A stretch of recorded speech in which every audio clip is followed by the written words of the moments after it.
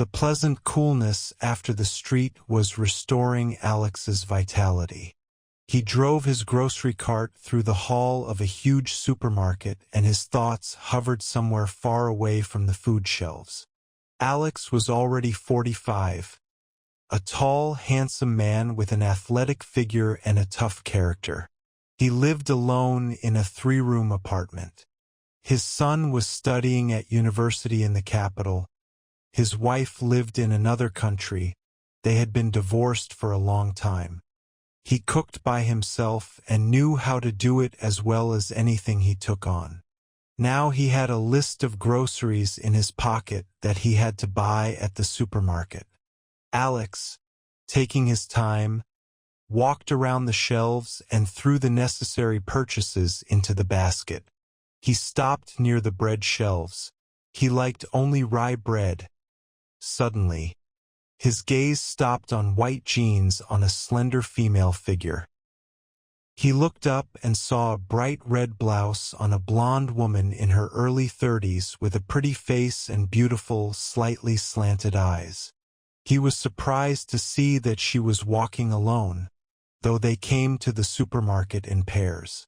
The woman caught his eye and smiled slightly. Then they crossed paths in different departments, and he had forgotten those jeans.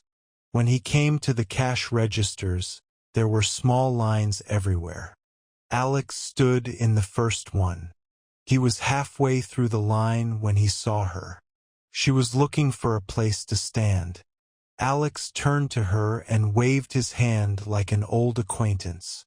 The woman smiled, walked over, and stood beside Alex.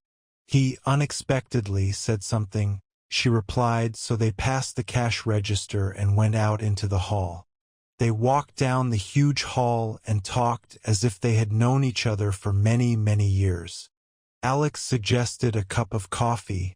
She agreed. They settled at a table in a small supermarket coffee shop, and he finally suggested they get acquainted. Her name was Rita. She had a daughter. Her husband, she blurted out and didn't go on to talk about her husband. They sat across from each other, talking, their eyes looking into each other's eyes. For the first time in many years, Alex liked a woman. He felt her with every cell of his body. Apparently the same feelings were overwhelming Rita. The coffee had long since been drunk and they didn't feel like leaving. Alex was thinking. He realized that if he invited her home, she might agree, but if not, he might lose her, and he didn't want that. "Rita, are you driving?" Alex asked. "No, I can walk. I live not far from here. Can I give you a ride? I would be very grateful to you." In the car they hardly spoke. Each of them was wondering what to do. He stopped the car outside her house. Rita didn't want to get out. Rita liked Alex very much. Unexpectedly, she turned her face to him. Their lips merged into one. He embraced the woman, and every vein of him screamed, "Leave her to herself." She was beautiful. But everything has its time. She opened the car door. Alex got out and helped her out. "Rita, can we meet again?" There was silence. Then she said, "We have a house in the country. I'll be there alone this weekend." And she gave Alex the address. All the rest of the days, he lived the dream of meeting. Even at work, noticed the change in his character. Finally, the long-awaited Saturday. Alex got up as usual at 6 o'clock in the morning. He had already got used to such a regimen for many years. The usual exercise, shower, then a cup of coffee and a sandwich. The car was flying along the highway. Alex was an experienced driver. Then he turned onto a country road. He knew this place. A little more and the forest showed, and behind it old summer houses and the river. He found Rita's house pretty quickly. It was the old known Dodges. Alex called on his cell phone and Rita immediately answered yes. She was waiting for him. Then everything was as if in a fog. He was like a boy for the first time, trembling with his whole body, as they hugged each other, as they kissed. As this happened, he later remembered with delight. They were lying on a wide bed, completely naked and smiling with happiness. Alex liked Rita very much. She had big beautiful breasts with big nipples sticking out, a small tummy, very beautiful long legs, and for her 30-odd years she was flawless. In turn, Rita was looking at Alex.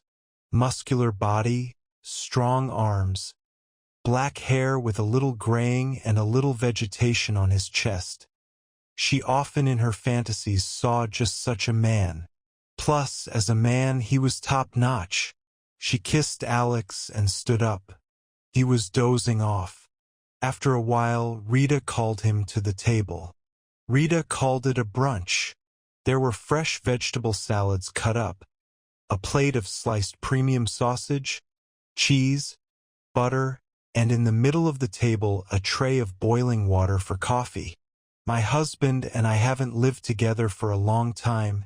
He lives his own life. That was how Rita explained her marital status. They never touched the subject again. He told her about his life. His wife met a diplomat and they separated. Now he had a son, he studied in the capital, and he was all alone. After breakfast they went for a swim in the river. He remembered that he hadn't brought swimming underwear. Rita laughingly replied that they would be all alone and swimming trunks were not necessary. It was a small beach, completely fenced in on all sides. There was a brick-paved path leading directly from the house. On the beach she threw off her robe and was completely unclothed. The water in the river was warm. It pleasantly caressed her naked body. Alex looked at Rita swimming to the shore and felt a warm wave rising in the bottom of his stomach. Rita came ashore, shook off the water and headed towards Alex.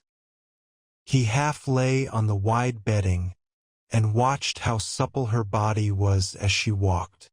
Her legs were doing figure eights, her breasts bouncing slightly. The sight of her beckoned Alex to her. "How good it feels to be with you." It sounded almost simultaneously. He stroked her hair. Her eyes were closed. He wanted to make this woman the happiest woman in the world. "I love you, Ritulia," Alex said quietly. She turned to face him and kissed him on the cheek. "I love you too."